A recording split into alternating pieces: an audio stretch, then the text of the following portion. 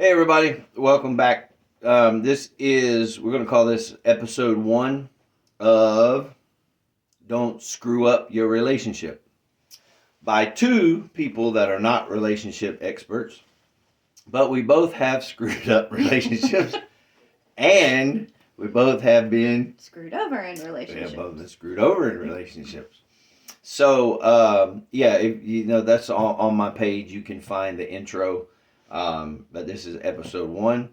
And so we're going to talk about a little bit about our own relationship, and we're going to go as far as we can with this.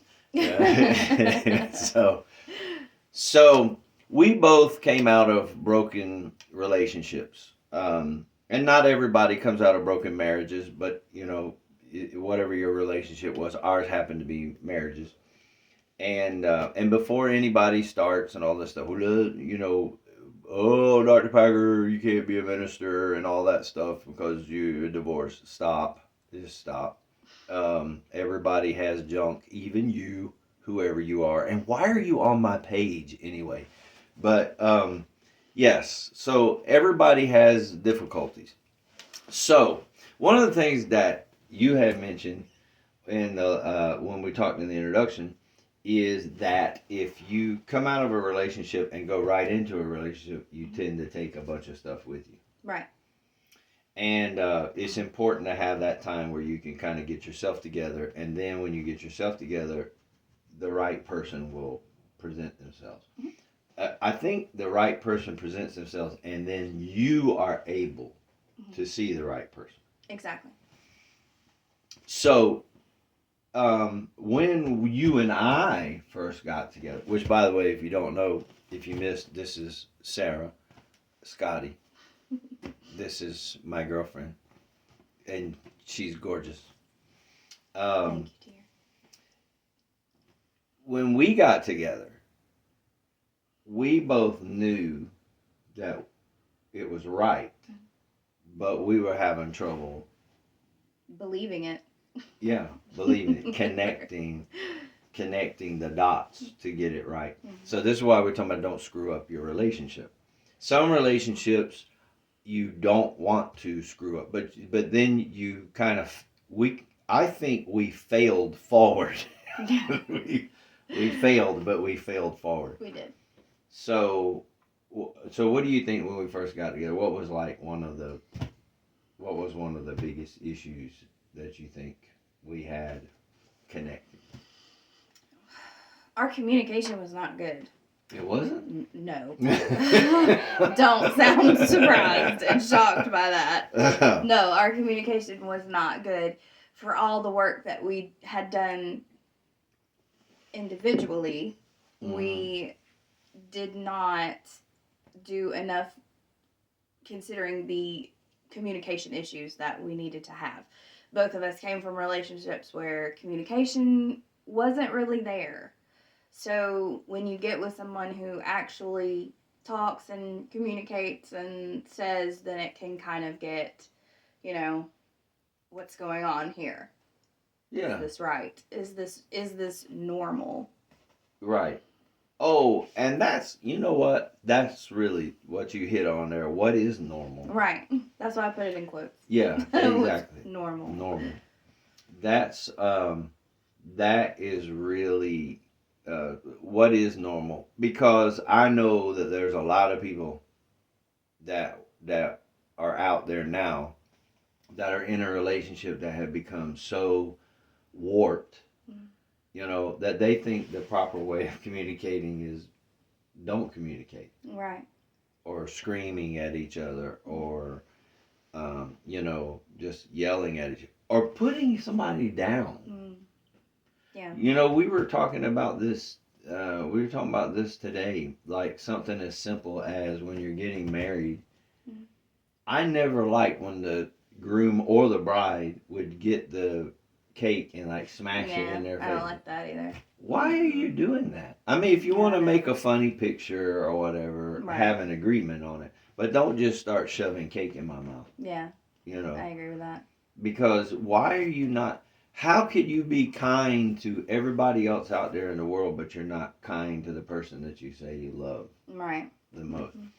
So um, so I remember when you and I were talking one time. What surprised you most about? Was it that I was listening, or you had to get used to my communication? It Because was, I had to get used to yours. right. Because I tend to be a little bit louder. That's hard to believe, right? I tend to be a little louder. No, I had to get used to the fact that you are listening, that you're actually listening to what I say, that you're actually. I'm sorry, what I missed that part. Notice I said listening and not Listen. hearing. They're two different things. You can hear someone and not listen to them. Right. So, I think I had to get used to that. I had to get used to the fact that you were actually listening to me, not just hearing me. Hmm.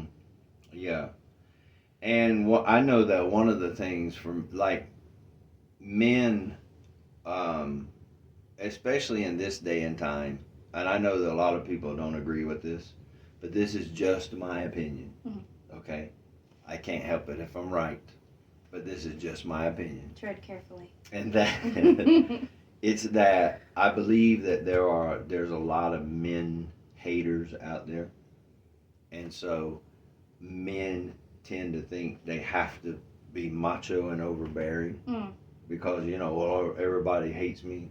It's me against the world, so they start coming off overbearing. And when you fight with somebody every day, right? You get loud and you argue because you're trying to just be heard. Right. That's right. Right. Right? Yeah. So I know that in the beginning, for me, I was very abrasive with you. Yes, you were. You agree with that? Yes. Okay. You were. I'm surprised. Thank you for admitting it. Oh yeah, of course. I figured you would be like taking off on that point for the next 10 minutes. No, I'm not. I'm not. That was past. Remember, that was past. But you were very abrasive. You didn't understand that there are other ways to talk to people than I will listen to you, and I'm hearing and listening. I know what you're saying. You don't have to be so. What did I call it? Harsh. Harsh. Yes. Yeah. Harsh. Harsh is the word. Yeah, because you do get harsh, and it's bitterness. Yeah. It's bitterness, and it's bitterness not at you, and this is kind of the point I was trying to drive to. It's not at you, and you talking to me where I had to learn how you were communicating. It wasn't me, but you carry that bitterness over from the previous relationship, because now you have to account for all the things that she did. Right. And I have to account for all the things that he he did. Mm-hmm. Right. And so trying to figure a way to get over that. So as we've been going along, how did we conquer that? Other than breaking up a bunch of times. Well, we did do that. We did. Yeah, we did. We broke up, 4 times, I think. I lost count. So, so if you're watching this thinking, oh, they're so perfect, they never had a fight or broke. No. That's not true. That is not true. Not even a little bit. This is why I said we're not relationship experts. No, we are not. Don't screw up your relationship. Right. And we tried everything we could to screw this relationship We really did. We worked hard at it, but. Yes. But we broke up a lot because we were frustrated with it's her fault. Why is she this way? And why is he this way? Right. Why is she so sensitive? Why is he so harsh? Is actually, I think, pretty much our thoughts on the whole thing. That's really true. Mm-hmm. Why is she so sensitive and why is he so harsh? Mm-hmm. And you got to learn how to deal with the communication. I used to there are certain ministries and counselors that deal specifically with relationships, and they're probably going to be very harsh on us because they're like, these two don't know what they're talking about. But I said, I did the disclaimer is this is our You relationship. did. As we've kind of failed forward. And, but you have to learn, and they'll talk about the different languages. And some people will say, my language is touch. Oh, yes. My language is Yes. a warm. Words of affirmation. Yes, words of affirmation. Love language. My love language Yes. is this. Mhm. But here, our thing was we didn't even know any of that. We didn't even know what our love language was. Everybody likes to travel. Everybody likes to travel. Yeah. What do you like to do? Travel. Well, Everybody likes to travel. Blah blah blah. So. Stop it. But you have to figure the dynamic. Now, the thing is that when some people think when you talk about compromise, because we've got just a couple minutes here, but when you talk about compromise, they talk about, well, I won't watch football on Sunday. I'll watch one game instead of two. Mhm. Or I won't go out with the guys as much. And that is a sense of compromise, Mhm. but the main compromise is trying to figure out how to talk to somebody. Absolutely. Absolutely. And to be a better person, to be with the right person is to actually become a better person. Mhm.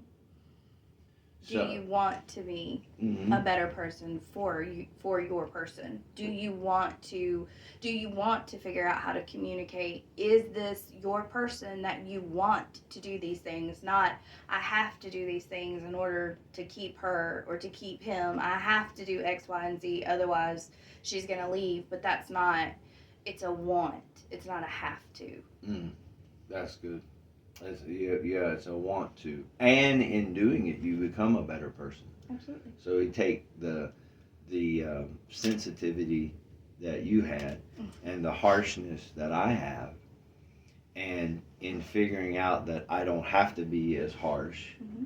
I then become less of a harsh person. Mm-hmm.